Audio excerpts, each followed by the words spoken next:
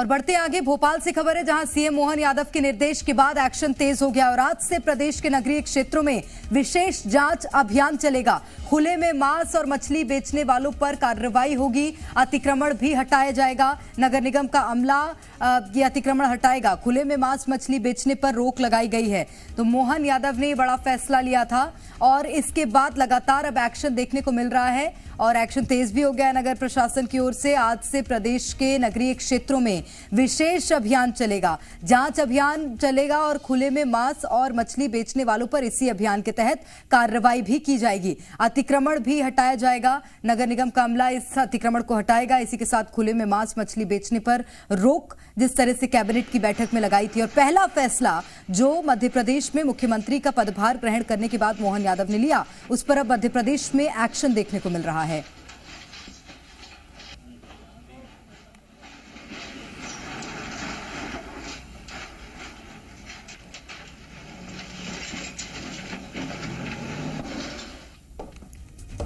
वहीं मध्य प्रदेश में खुले में मांस मछली बेचने वालों पर एक्शन लगातार जारी और इसी कड़ी में रीवा में भी नगर निगम अधिकारियों की ताबड़तोड़ कार्रवाई देखने को मिली है। नगर निगम ने अलग अलग इलाकों में बिना अनुमति खुले में मांस मछली बेचने वाली दुकानों को हटाया और कई दुकानों का सामान भी जब्त किया है। रीवा के वेंकट रोड से शुरू हुई कार्रवाई के बाद अधिकारियों और कर्मचारियों का दल शहर के कई क्षेत्रों में चेतावनी देने के लिए पहुंचा है। तो ये बड़ी खबर इस वक्त आपको बता रहे हैं जहां लगातार एक्शन मध्य प्रदेश के अलग अलग जिलों में देखने को मिल रहा है और रीवा में भी इसी कड़ी में प्रशासन ताबड़तोड़ कार्रवाई कर रहा है। इसी कड़ी में रीवा नगर निगम अधिकारियों की ताबड़तोड़ कार्रवाई देखने को मिल रही है और अलग अलग इलाकों में बिना अनुमति खुले में मांस मछली बेचने वाली दुकानों पर कार्रवाई हो रही है।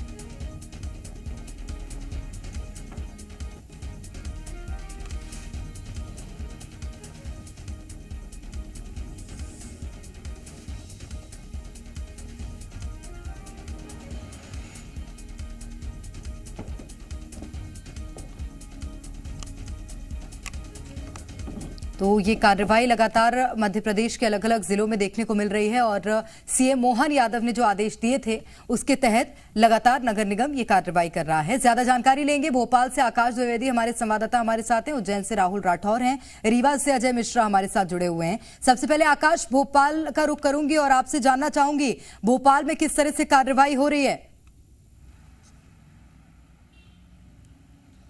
देखिए, राजधानी भोपाल में भी जो अवैध मीट की दुकानें हैं, चाहे वो मछली की हो या फिर मांस की दुकानें हों, उनको हटाने के निर्देश दिए गए हैं और आज से विशेष अभियान भी चलाया जाएगा। इस अभियान के तहत नगर निगम का अमला शहरी क्षेत्रों में जो प्रदेश भर के 400 से ज़्यादा नगरीय निकाय हैं, इन क्षेत्रों में पहुंचकर ऐसे दुकान संचालकों को समझाइश देंगे और कार्रवाई भी करेंगे जो खुले में मांस या मछली बेच रहे हैं। इसके साथ ही अगर अतिक्रमण है तो ये तोड़ने की भी कार्रवाई की जाएगी।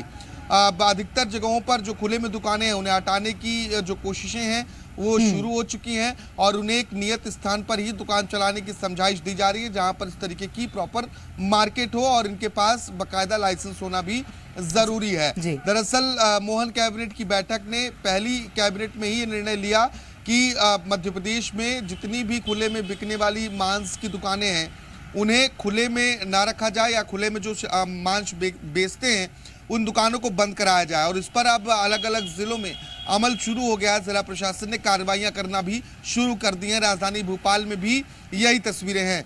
बिल्कुल, और राजधानी भोपाल में भी इसी कड़ी में कार्रवाई की जा रही है। मैं लौटूंगी आपके पास आकाश। उज्जैन से राहुल हमारे साथ जुड़े हुए हैं।